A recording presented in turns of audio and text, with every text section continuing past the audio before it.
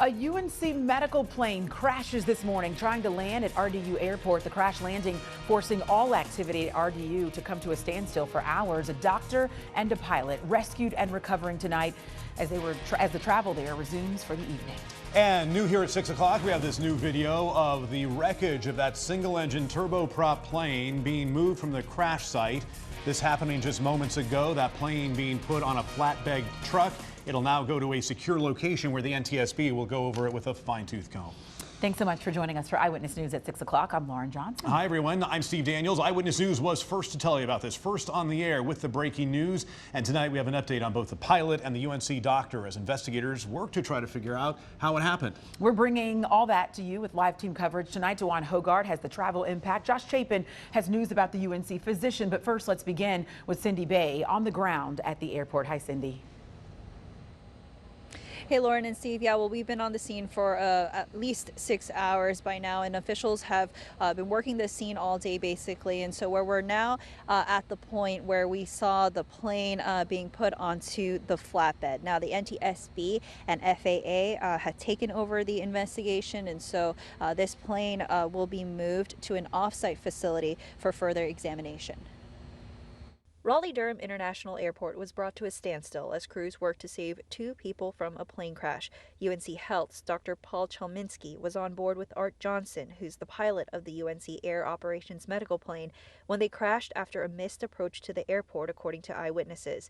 You can see from Chopper 11 where the plane initially hit the ground in the grass near RDU runway 5R23L. I pretty much work on the ramp. I guide the planes in and out, and as you can see, like right now, there's no planes coming in and out. The runways at Terminal 1 were closed off for several hours, prompting the planes to divert to Terminal 2 to take off. We've got a crossover taxiway that we can actually get them through. Our general aviation aircraft, we've got a crossover taxiway we can get them to, but the rest of the accident scene is actually kind of isolated and closed and locked off. UNC Health says Dr. Chelminsky was released from the hospital, and Johnson is expected to be okay as he remains at Duke University Hospital in Durham in fair condition.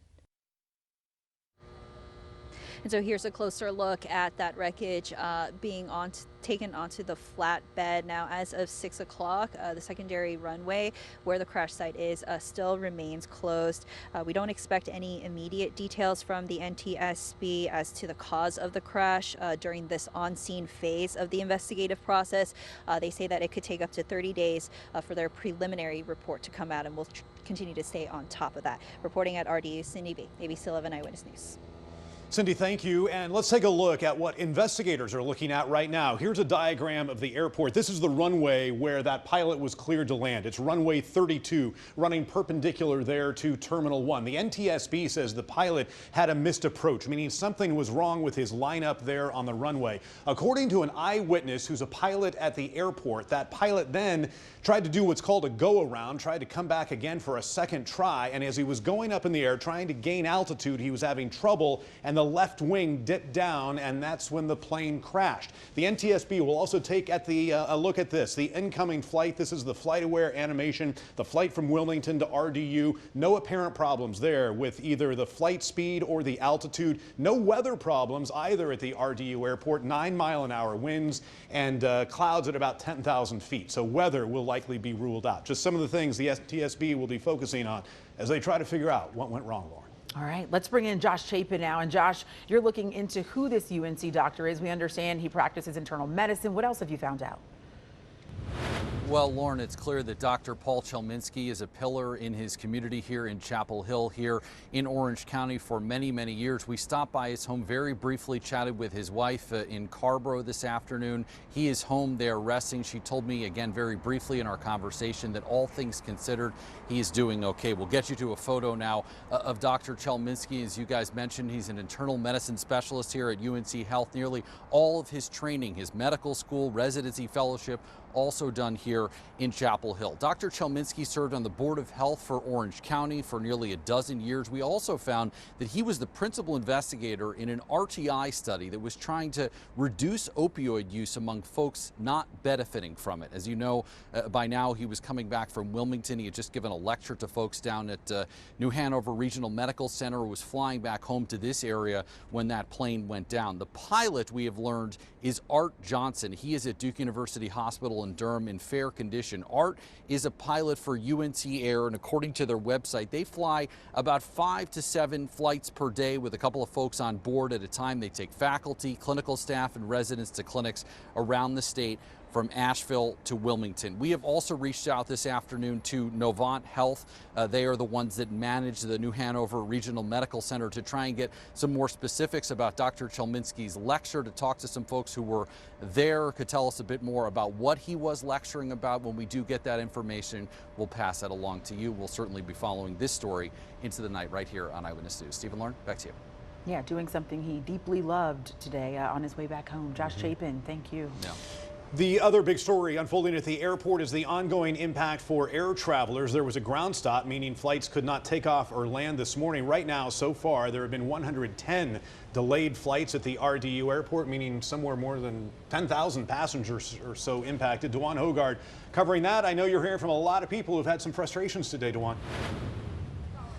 Yeah, Stephen, we're just pushing past 6 o'clock right now, and we're still seeing the impacts of some of those delays. I'll just have you take a look at the departures and arrivals board. We are still seeing traveler impacts this late in the day, more so to flights to and from D.C. and the New York area for an incident that happened here on the ground more than 7 hours ago.